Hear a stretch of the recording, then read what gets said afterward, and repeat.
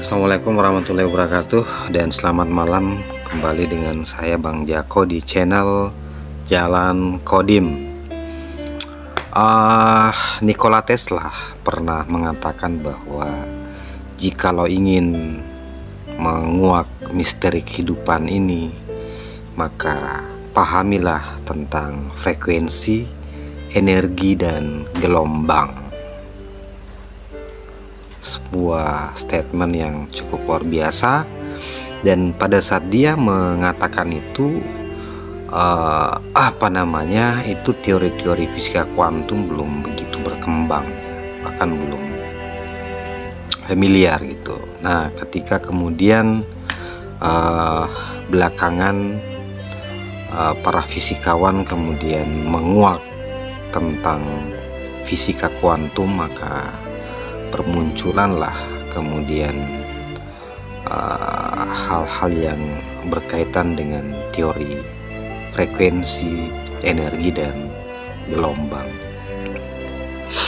Nah, salah satunya adalah terkait bagaimana kita membangun komunikasi yang bisa melampaui sekat-sekat ruang ya dan jarak itu.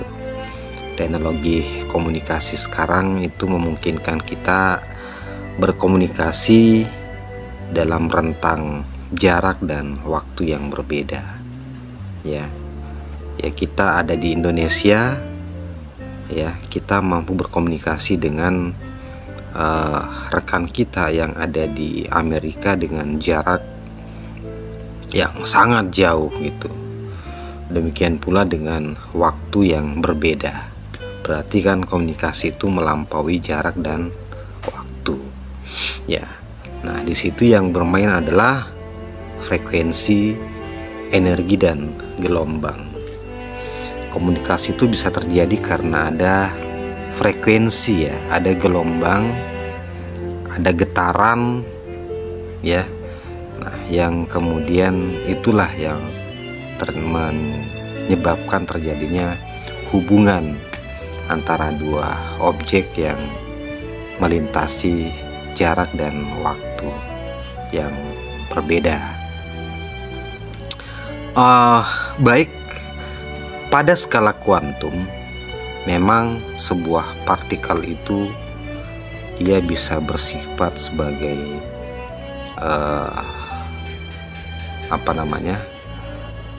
berperilaku sebagai gelombang. Dan ternyata kalau kita menelusuri lebih dalam lagi bahwa ternyata semua partikel itu sejatinya adalah gelombang. 99,99% itu adalah ternyata itu adalah gelombang. Jadi kalau kita mencoba melihat sebuah wujud ya, ternyata di balik wujud itu sebenarnya yang nyata adalah hanya gelombang. Nah, dan ternyata teori kuantum pun mengatakan bahwa sesuatu itu akan mewujud atau eksistensi secara wujud itu terjadi ketika dia diamati. Tetapi kalau dia tidak teramati, maka yang ada adalah hanya sebuah gelombang. Berarti sebenarnya realitas itu muncul karena ada tanda kutip perhatian kita, ada fokus kita. Jadi keberadaan kita sebagai pengamat yang mengamati sesuatu itu sehingga menyebabkan sesuatu itu muncul eksistensinya atau muncul realitasnya. Tetapi ketika kita menghilangkan fokus kita, perhatian kita kepada sesuatu itu, maka realitasnya sebenarnya tidak ada ya. Jadi sebuah wujud itu sejatinya muncul, atau sebuah realitas itu ya, lebih tepatnya saya katakan realitas itu mewujud ketika kita memfokuskan perhatian kita kepada realitas itu. Tetapi kalau kita menghilangkan fokus kita atau perhatian kita dari realitas itu, maka sejatinya realitas itu tidak ada. Jadi yang paling berperan di sini sebenarnya ya, berdasarkan teori kuantum itu adalah si pengamat itu sendiri. Ketika pengamat itu tidak melakukan perannya untuk mengamati, maka yang ada adalah hanya sebuah, atau yang ada hanya adalah lautan gelombang. Nah itu. Jadi kalau sebenarnya berdasarkan teori ini, kalau misalnya kita fokus kepada diri kita, ya berarti sebenarnya yang ada adalah hanya diri kita. Ya, di luar dari kita itu adalah hanya sebuah persepsi-persepsi yang muncul, gambaran-gambaran yang muncul karena masuk dalam pengamatan kita, melintas dalam pengamatan kita. Tapi sebenarnya semua itu nggak ada. Dia hanya sebuah realitas yang muncul karena kita memfokusinya. Ya, jadi kekuatan fokus inilah yang sebenarnya membuat sesuatu itu bisa mewujud. Nah ini kan juga teori ini yang kemudian dipakai untuk bagaimana dalam teori-teori motivasi ya, dalam ilmu motivasi, bagaimana mewujudkan sebuah dream.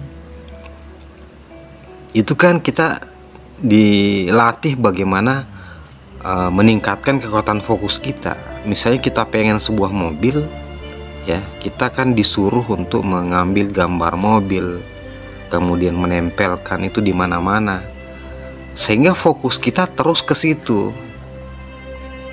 Nah, sehingga kemudian karena fokus kita di situ, ya, dia sudah menjadi blueprint dalam realitas pikiran kita, ya dia sudah mewujud dan fokus kita ke situ, makanya kemudian segala tingkah laku kita kemudian bagaimana berfokus itu untuk mewujudkannya, sehingga ya dalam waktu tertentu itu kemudian bisa mewujud gitu. Jadi sekali lagi bahwa disitulah pentingnya kekuatan fokus kita, kekuatan kita atau peran kita sebagai seorang pengamat. Jadi kalau kita fokus dengan diri kita, berarti sebenarnya di luar itu tidak ada. Inilah mungkin yang disebut sebagai bahwa di luar yang dari kita itulah fata morgana. Yang nyata itu adalah hanya kita sendiri. Itu. Nah, cuman ini kan membutuhkan sebuah proses ya. Tidak ujuk-ujuk gitu. Ketika kita memahami ini kemudian kita mencoba mempraktekannya, ya yang ada adalah ya tetap di sekeliling kita adalah semua nyata gitu. Dan kita tetap harus berhadapan dengan kenyataan-kenyataan itu yang mungkin berupa masalah atau apa, dan kita tetap terlibat dalam masalah itu. Nah sebenarnya proses fokus ke dalam diri itu sebenarnya itu adalah yang disebut sebagai proses untuk naik dimensi, karena ya semuanya bisa mewujud, semua seolah-olah nyata di hadapan kita karena kita berada dalam dimensi yang sama. Ketika kita mencoba menaikkan dimensi kita, ya dia kemudian menjadi sesuatu yang tidak nyata. Ya, contohnya ketika kita di alam mimpi. Di alam mimpi itu seolah-olah kita misalnya dikejar anjing, itu sangat nyata gitu. Ya, tetapi ketika kemudian kita terbangun, barulah kita menyadari ternyata bahwa itu cuma mimpi. Mimpi itu adalah sebuah situasi di mana dimensinya lebih rendah dibanding dengan kenyataan ketika kita terbangun dari mimpi. Itu. Jadi sebenarnya kuncinya adalah bagaimana kita selalu naik dimensi. Naik dimensi itu adalah sebenarnya adalah sebuah